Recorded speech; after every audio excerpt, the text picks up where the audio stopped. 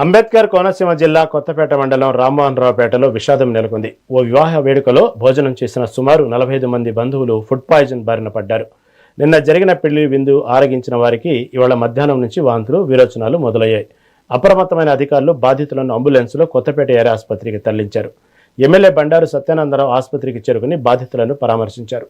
ప్రస్తుతం ఎవరికి ప్రాణాపాయం లేదని, అందరి ఆరోగ్యం నిలకడగా ఉందని వైద్యులు వెల్లడించారు.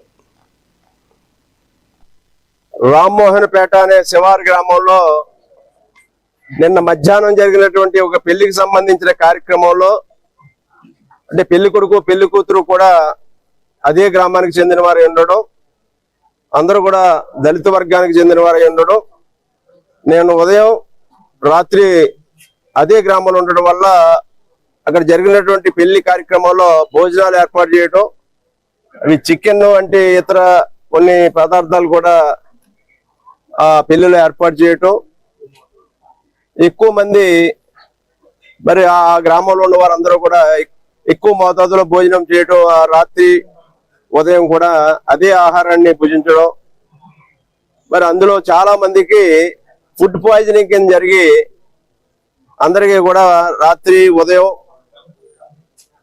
సుమారు 50 మంది ఈ ఫుడ్ పాయిజనింగ్ ద్వారా వారందరికీ కూడా విరోచనాలు, కొద్ది మందికి వాంతులు, ఇంక ఇలా అనారోగ్యం పాలవటం, అనేక మంది ఇబ్బందులు పాలవటం అనేది జరిగింది. అది తక్షణం గుర్తించి వానపల్లి పిహెచ్సి కొంతమందిని తీసుకెళ్లడం, తర్వాత అది కొంచెం ఎక్కువగా కనిపించడంతో కొత్తపేట ప్రభుత్వ హాస్పిటల్కి కొత్తపేట సిహెచ్సికి తీసుకురావడం జరిగింది. ఇక్కడ ఉదయం నుంచి డాక్టర్లు అందరూ కూడా ప్రత్యేక పర్యవేక్షణలో వారందరికీ కూడా తగిన విధంగా వైద్యం అందివ్వడం జరుగుతూ ఉన్నది. వారందరికీ బ్లడ్ శాంపిల్స్ కూడా తీసి రిపోర్ట్ల కోసం పంపించడం జరిగింది. సెలైన్స్ ఎక్కించడం జరుగుతూ ఉన్నది. ఓఆర్ఎస్ ప్యాకెట్లు అందివ్వడం జరుగుతూ ఉన్నది.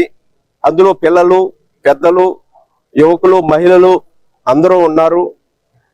ఒకే గ్రామంలో పెళ్లి కొడుకు పెళ్లి కూతురు ఒకే గ్రామం వారే ఉండడం, 2 పూటలా కూడా వారు ఎక్కువగా ఒకే భోజనం తిన్న వారికి ఎక్కువగా వానపల్లిలో జరిగిన ఒక పెళ్లి కార్యక్రమంలో భోజనాలు జరిగిన తర్వాత నిన్న సాయంత్రం నుంచి కూడా చాలా మందికి వాంతులు విరోచనాలు అవడంతో ముందుగా వానపల్లి పిఎస్సికి వెళ్ళి ట్రీట్మెంట్ చేసుకున్నారండి. అక్కడ కూడా కొంచెం తగ్గపోవడంతో వాళ్ళ కంగారుగా మన సిఎస్సి పంపించారు. అందులో ఇప్పటి వరకు మన దగ్గర నుంచి 38 మంది పేషెంట్లు వాంతులు విరోచనాలతో బాధపడుతున్న వాళ్ళు వచ్చారండి. వాళ్ళందరూ కూడా మా ప్రాథమిక విచారణలో తెలిసింది ఏంటంటే అది ఖచ్చితంగా ఫుడ్ పాయిజనింగ్, అంటే పెళ్లి జరుగుతున్నప్పుడు తిన్న భోజనం వల్ల ఫుడ్ పాయిజనింగ్ అవుతుందని అనుకున్నామండి.